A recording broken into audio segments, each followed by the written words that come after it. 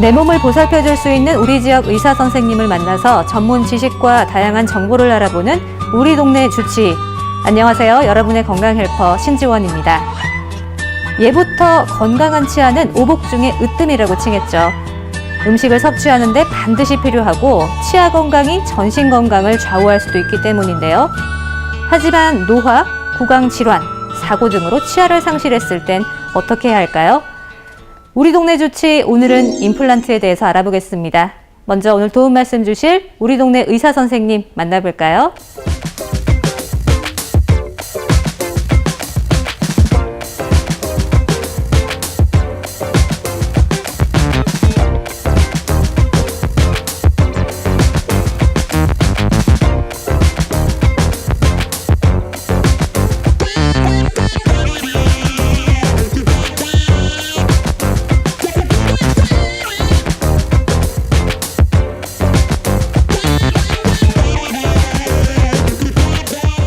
원장님 안녕하세요.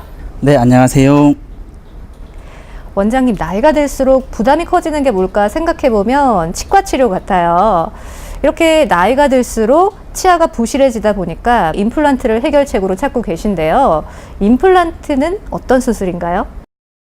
누구나 치아를 보존하고 싶어 합니다. 하지만 불가피한 경우로 치아를 발치했을 경우 그 자리를 대신하는 인공 치아를 식립하는 방법을 임플란트라고 합니다. 자, 우리가 치아가 상실됐을 때요, 임플란트 외에도 뭐 브릿지 수술이라든지 틀니도 할 수 있을 텐데요.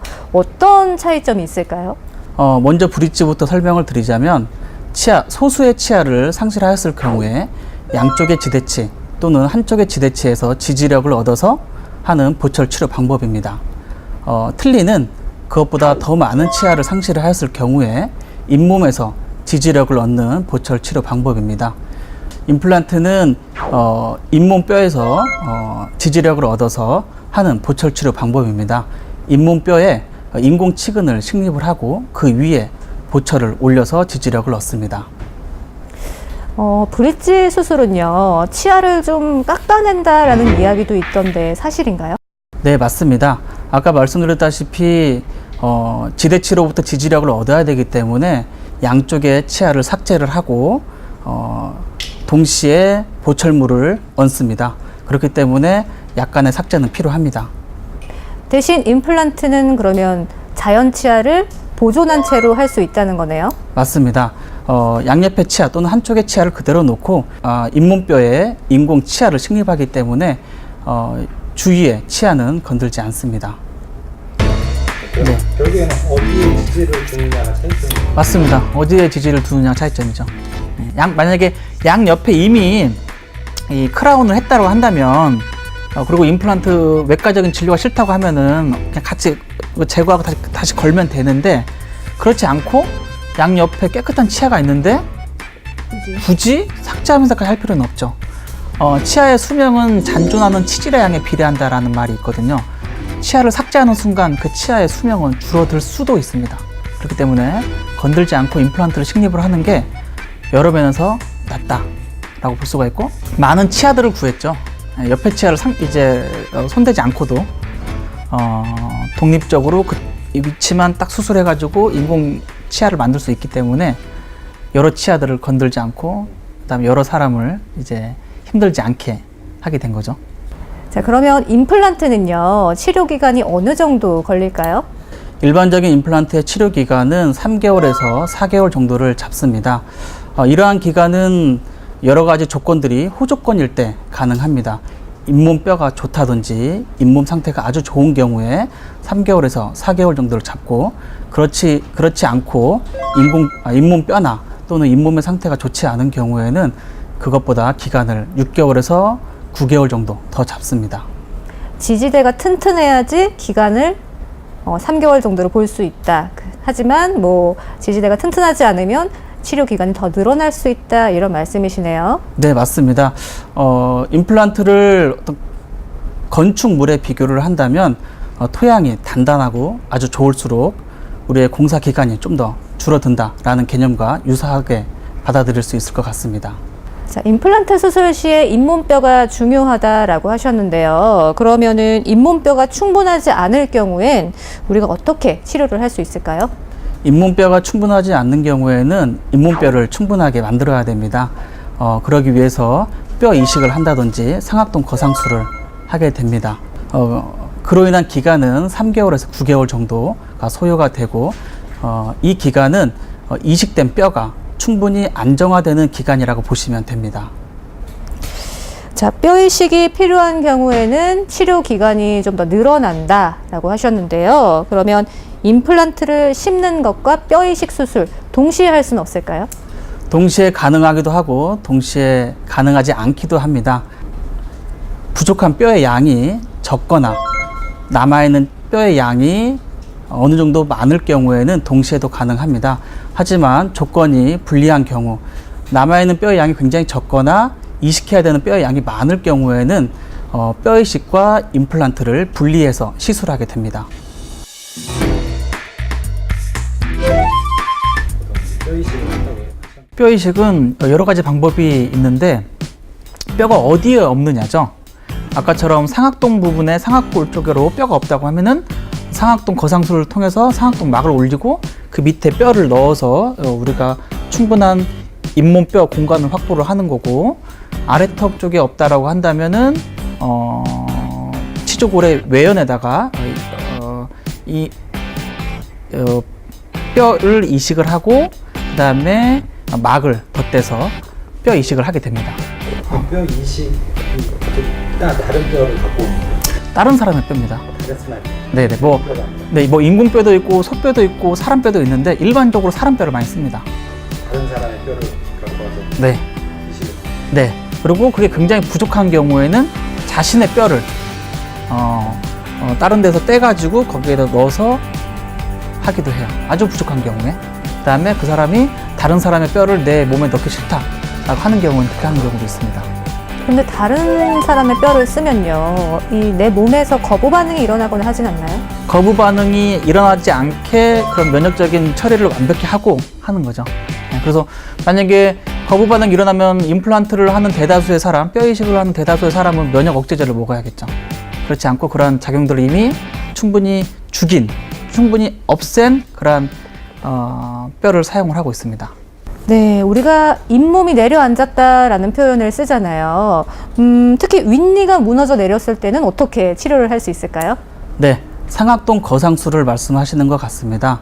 상악동 거상술은 윗니에 임플란트를 심입하는데 남아있는 잇몸뼈의 양이 적을 경우 우리가 뼈 이식을 하게 됩니다. 뼈 이식을 할 때 상악동 막을 올려서 공간을 확보하고 그 공간에 뼈 이식을 하고 임플란트를 심게 됩니다. 이러한 잇몸뼈를 넣어주고 상악동 막을 올리는 과정을 상악동 거상술이라고 합니다. 그럼 앞니도 혹시 임플란트가 가능한가요? 가능합니다. 앞니를 할 때에는 여러 가지 해부학적 구조와 각도를 잘 판단을 하여서 임플란트를 식립을 하여야 합니다. 어금니보다는 조금 더 복잡한 과정이 따라옵니다. 자, 원장님, 이를 뽑고 나서요, 우리가 당일에 바로 임플란트를 심을 수 있을까요? 역시나 가능하기도 하고 가능하지 않기도 합니다. 뽑고 나서 그 뽑은 발치 자리가 임플란트를 심기 좋은 조건일 경우, 또 염증이나 또는 감염이 없는 경우에는 가능합니다. 하지만 감염이나 염증이 있는 경우에는 또 임플란트의 초기 고정력이 안 나오는 경우에는 불가능하다라고 말씀드릴 수가 있습니다. 잇몸이 튼튼하지 않고 좀 치료가 필요하신 분들은 잇몸 치료부터 먼저 해야겠어요? 맞습니다. 장기적인 임플란트 또는 임플란트를 효과적으로 사용하기 위해서는 잇몸 건강 상태가 아주 중요합니다. 그러기 위해서 임플란트를 시술하기 전에 전반적인 치주 치료가 선행되어야 합니다. 치주 치료가 사람에 따라서 기간은 다르게 봐야겠죠? 네, 맞습니다. 일반적인 치주 소파술 등의 치주 치료가 있고, 잇몸뼈가 부족한 경우에는 인공뼈를 채우는 치료도 있습니다. 뼈 이식이 되겠죠. 자, 그런데 우리가 발치 후 즉시 임플란트보다요, 일반 임플란트가 더 안전하지 않을까 싶은데요. 사실 충분한 기간을 두면 훨씬 좋죠. 근데 환자분의 스케줄이 불가피하게 기간이 좀 짧아야 된다라고 하면 즉시 임플란트를 하게 되는 거죠. 대신 건강할 때만 가능한 맞습니다. 거죠? 네. 아까 말씀드렸다시피 감염이나 염증이 없어야 되고 발치 자리가 굉장히 잘 보존되어 있어야 합니다. 우리가 임플란트 수술 여름에 받지 마 이런 말 하는 경우가 있는데요. 사실인가요? 그렇지 않습니다. 계절보다는 우리 환자분의 스케줄에 맞게 또는 가능하다면 가장 빠른 시기에 하는 게 가장 좋습니다. 계절에 상관없이 그러니까 자신의 치아가 안 좋을 때는 빨리 병원을 찾아가야 된다라는 말씀이시네요. 맞습니다. 네, 정기 검진이 가장 중요하다라고 볼 수가 있습니다. 네, 조금이라도 젊을 때 하는 게 좋겠네요. 네, 그러니까 조금이라도 빠르게 한다고 해서 불필요한 임플란트를 하실 필요는 없고요. 결손된 치아의 자리에는 최대한 빨리 하는 게 좋겠죠. 용불용설이라고 해가지고 치아가 없는 자리에 잇몸뼈는 더 빨리 주저앉습니다. 있을 때는 없을 때는 달라요. 필요가 없으니까 퇴야 되는 맞습니다. 거죠? 맞습니다. 그렇기 때문에 이미 결손된 자리에는 빠르게 하시는 게 좋습니다. 임플란트를 하고 나서도요, 우리가 치실이라든지 치간 칫솔을 사용해야 하나요? 더 잘 사용하셔야 됩니다. 자연 치아보다 임플란트는 구강 위생이나 구강 관리에 더 예민하게 반응을 합니다. 또한 임플란트는 음식물이 낀다든지 여러 가지 불편한 점이 따라올 수 있습니다. 그렇기 때문에 양치뿐만 아니라 치간 칫솔, 치실 등의 사용이 더 권고된다라고 볼 수가 있습니다. 페리 임플란타이티스라는 질환이 생길 수 있습니다. 임플란트 주위염이라고 하는데 우리가 일반적인 자연 치아는 치주 질환이 발생을 해서 치아가 흔들리거나 그럴 수 있잖아요. 그래서 임플란트에 발생하는 치주 질환을 페리 임플란타이티스라고 하고 그러한 것들에 의해서 그게 심해지고 관리가 안 되면 임플란트가 흔들리거나 임플란트가 빠지게 되는 거죠. 그렇기 때문에 더 꼼꼼하고 더 구강 관리가 더 중요합니다. 자, 임플란트 받기 전에 이런 질환은 꼭 확인해라 라는 게 있다면요? 일반적인 전신 질환이 반드시 확인되어야 될 질환입니다. 그 중에서도 당뇨나 골다공증은 반드시 확인을 하셔야 되고 기타 전신 질환도 반드시 내과 의사와 상의를 한 후에 임플란트 시술을 진행하셔야 합니다. 일반적인 혈압약이나 항응고제 같은 경우에는 내과 의사 상의하에 끊고 시술을 하게 되는데 골다공증 약이나 기타 질환은 약을 드시면서 치료를 하기도 합니다. 그렇기 때문에 반드시 내과 의사와의 상의가 가장 중요합니다. 임플란트가요, 혹시 실패하는 경우도 있을까요? 많지는 않지만 드물게 있습니다. 전신 질환이나 초기 고정력이 안 나온다거나 여러 가지 원인에 의해서 실패할 수도 있습니다. 역시 모든 진료에는 100%란 것은 없기 때문에 실패 가능성도 알아두셔야 합니다. 임플란트를 하고 나면요, 네. 뭐 차가운 음식이라든지 이런 걸 먹었을 때 시려 이런 느낌을 받을 수 있어요? 아니면은 감각이 없나요? 받을 수 있습니다. 근데 그 받는 거는 임플란트에서 받는 게 아니라 주위 조직들, 주위 치아들에서 받는 거죠. 임플란트는 말 그대로 타이타늄이기 때문에 감각이 없습니다. 그 신경이나 주변 조직 때문에 그걸 느끼는 거지. 맞습니다. 치아랑은 상관이 없다라는 맞습니다. 말씀이세요? 네네. 임플란트 수술 후에 이것만은 꼭 조심해라 라는 점이 있다면요? 몇 가지가 있습니다. 가장 중요한 거는 흡연이지 않을까 싶습니다. 흡연은 발암 물질이나 또는 독소 등이 있어서 우리 몸의 치유 과정을 방해하기 때문에 우리 환자분들이 임플란트를 하실 경우에는 반드시 흡연만은 2주에서 한 달간은 반드시 금연하라고 말씀드리고 싶습니다. 음주는 괜찮은가요? 음주는 모든 진료나 어떤 질환에 상관없이 음주 절주하면 가장 좋겠죠. 꼭 임플란트가 아니더라도 음주는 줄이면 좋습니다. 임플란트를 하려고 할 때요, 수입이냐 국산이냐를 놓고 굉장히 고민을 하세요. 차이점이 있을까요? 수입 임플란트는 국산 임플란트보다 역사가 조금 더 오래되었습니다. 역사가 오래되었다는 것은 그런 임상 데이터와 통계가 조금 더 장기간 확보되었다라고 볼 수가 있고, 국산 임플란트는 외산 임플란트보다는 역사가 짧기 때문에 그러한 데이터와 임상 통계가 좀 짧다라고 볼 수가 있습니다. 하지만 상대적으로는 짧지만 이미 충분한 기간을 확보를 했기 때문에 질적으로 큰 차이가 없다라고 말씀드릴 수가 있습니다. 임플란트는 금속이잖아요. 재료가 뭔가요? 타이타늄입니다. 타이타늄은 우리 신체와 굉장히 친화적이고 그렇기 때문에 알러지나 기타의 문제가 현재까지 없는 걸로 밝혀져 있습니다. 꼭 치과뿐만 아니라 다른 정형외과나 다른 과에서도 우리 몸에 식립하는 금속은 대부분 타이타늄으로 알고 있습니다. 뭐 환자에 따라서 다르겠지만요. 뭐 시간과 돈을 들여서 한 만큼 가능하면 좀 오래 갔으면 좋겠다라는 생각을 하실 텐데요.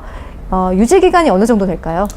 임플란트의 유지 기간은 5년에서 10년 정도로 일반적으로 말씀을 드립니다. 하지만 관리만 잘하면 반영구적으로도 사용할 수가 있습니다. 관리를 위해서 올바른 양치와 아까 말씀드렸던 치실과 치간 칫솔의 사용, 정기 검진이 있다라고 볼 수 있습니다. 수명이 다 한다면은 교체를 하는 거예요? 맞습니다. 수명이 다하면 우리 왜 그 자연치아도 빠지면 그 자리에 임플란트를 하듯이 임플란트가 수명을 다해서 빠지면 다시 임플란트를 하는 겁니다. 정기 검진은 얼마나 자주 받아야 되죠? 역시나 사람에 따라 다릅니다. 구강 위생이나 관리가 안 되거나 나이가 어린 분들은 3개월 단위 또는 6개월 단위가 좋고 위생 관리가 잘 되는 분들은 1년 단위로도 구강 검진을 받으시면 됩니다. 임플란트 수술 후에 우리가 음식을 먹을 때 주의해야 할 점이 있을까요?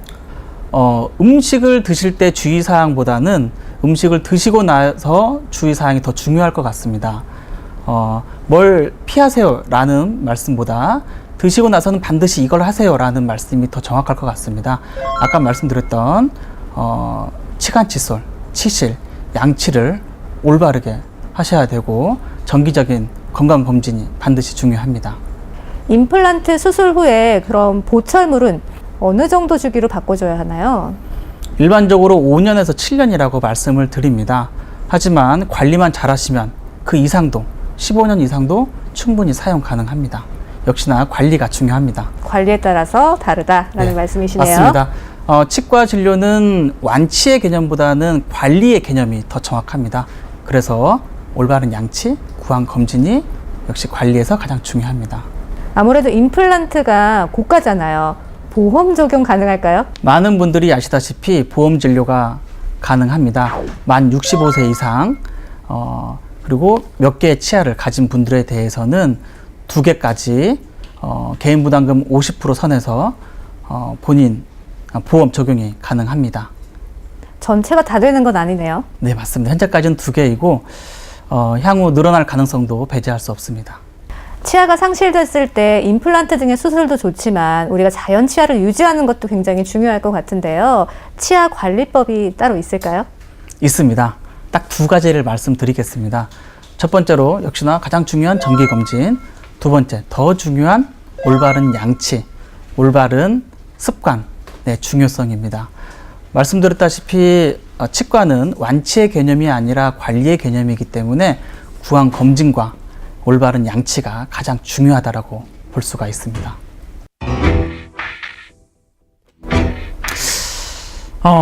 모든 의사가 드리는 말씀일 것 같은데 우리 잇몸은요 면역계와 굉장히 밀접한 관계가 있습니다.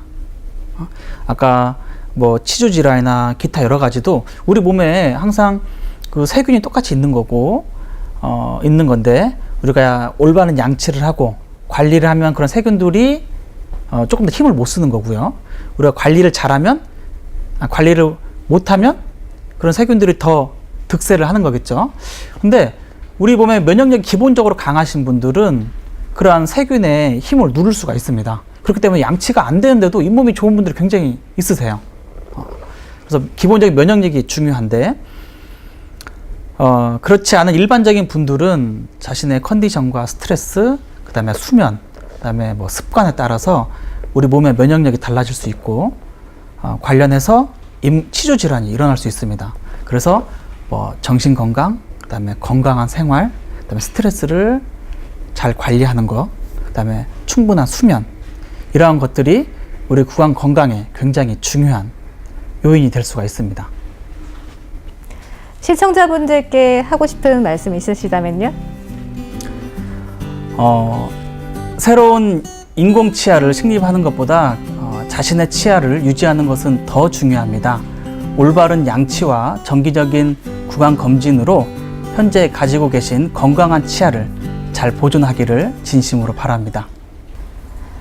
한 통계에 의하면 우리나라 국민 약 25%가 8개에서 28개의 치아를 상실했고, 특히 65세 이상 고령 인구에서 치아 상실률이 두드러지게 나타났습니다.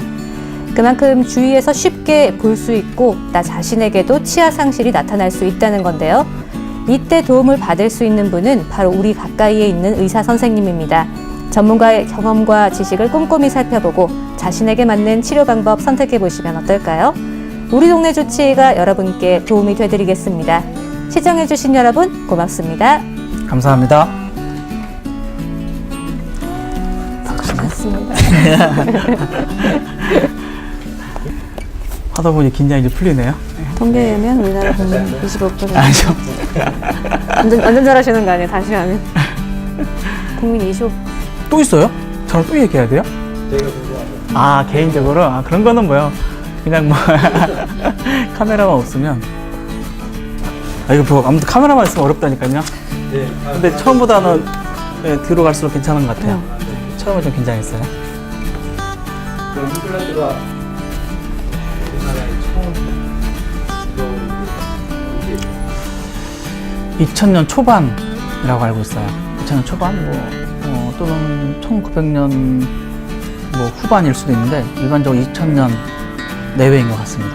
그럼 그 전에는 이게 어느 나라에서 제일 유럽 쪽인데요. 아마 스위스인가 스웨덴인가 그럴 거예요. 그래서 실제로 현재 가장 비싼 임플란트도 스위스?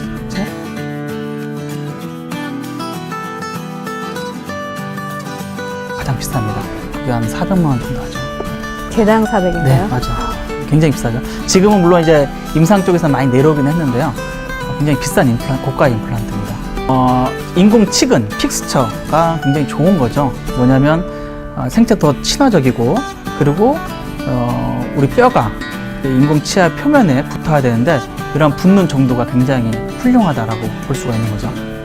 그 임플란트가 픽스처라는 치아 뿌리가 있고요. 그다음 치아 목이 있고, 그리고 치아 머리가 있어요. 가장 중요한 건 이 뿌리거든요. 이 뿌리가 절대적으로 비싼 거고, 그다음에 이 가운데 목도 아주 중요하진 않지만 이것도 이제 그다음에 위에 나오는 보철물은 일반적인 기공소에서 많이 만듭니다. 그래서 보철물이 비싸거나 그러진 않죠. 치아 때문에요. 뭐 단단하거나 굉장히 차갑거나 굉장히 뜨겁거나 그다음 질긴 음식은 아무래도 안 좋겠죠. 하지만 저도 잘 먹습니다.